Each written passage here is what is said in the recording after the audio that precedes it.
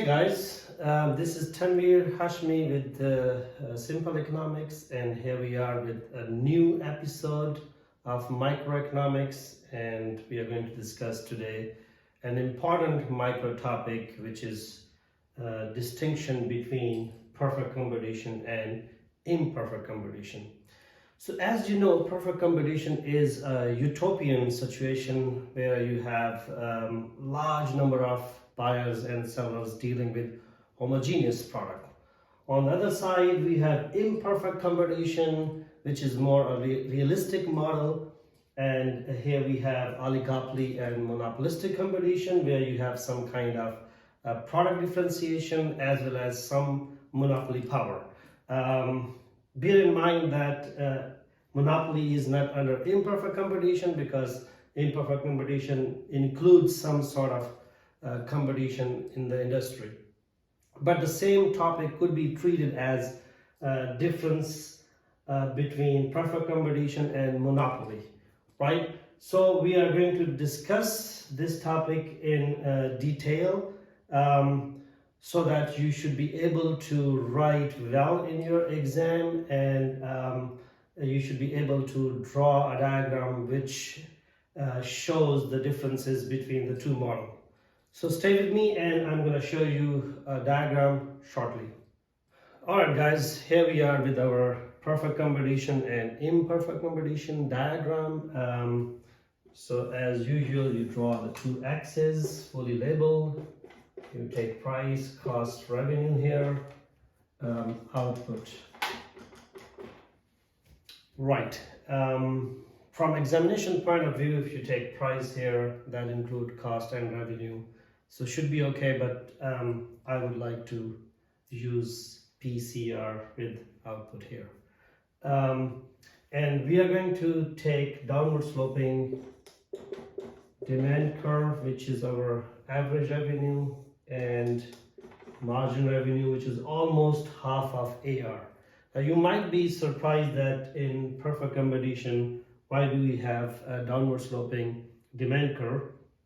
Because mostly you draw a horizontal straight line demand curve in perfect competition, because a firm in perfect competition has no influence on the demand.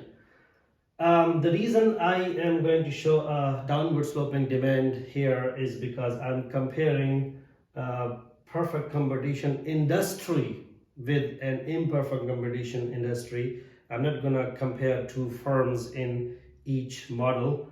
An industry in perfect competition also faces downward sloping demand curve. So we assume the demand for this product in both the industries are the same. And another assumption which I'm gonna take here to make our model simple, and that is that the businesses or the firms are enjoying constant return to scale.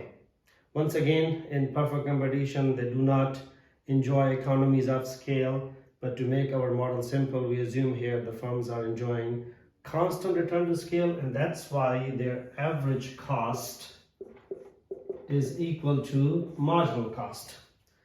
If you remember the relationship between AC and MC cut AC at its minimum. So when AC is falling, MC is below AC, which means that as MC is rising, it drags AC down too.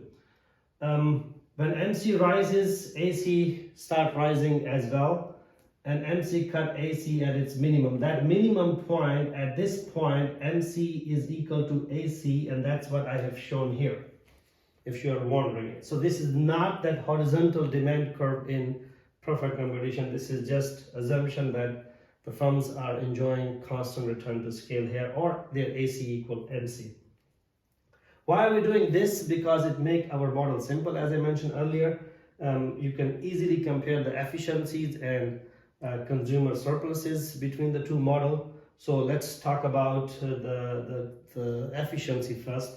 We know that a perfectly competitive firm or industry is more efficient than any other firm.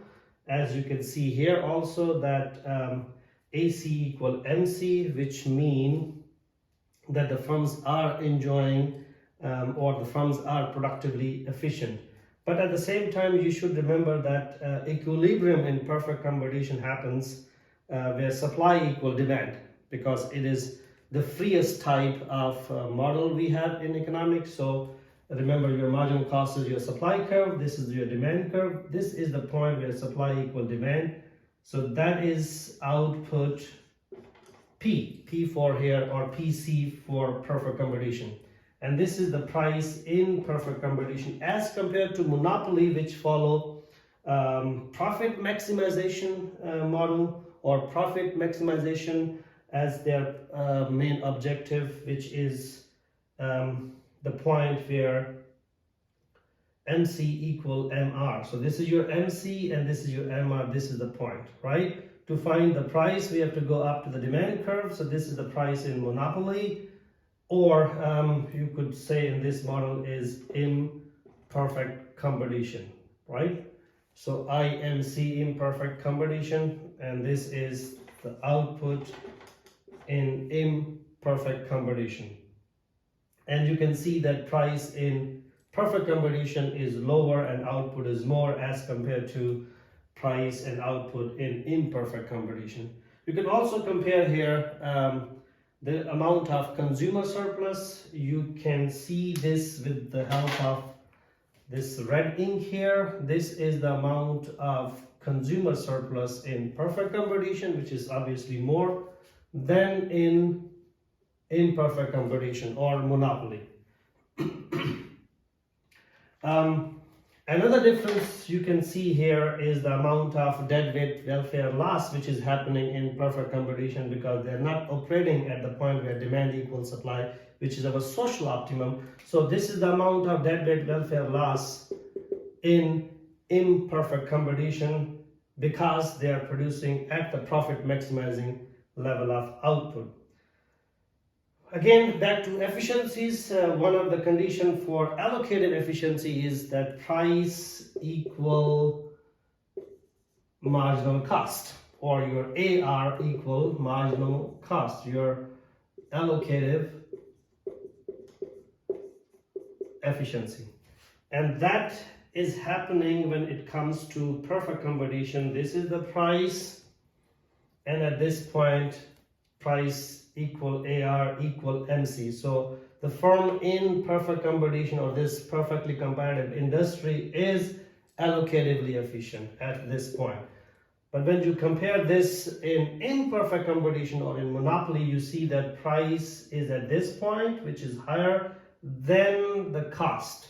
So since price is bigger than their marginal cost, so the firm in imperfect competition or in monopoly are allocatively inefficient, right? So these are the main differences which you can see through one diagram, and this one diagram helps you to compare perfect competition with imperfect competition or perfect competition with monopoly.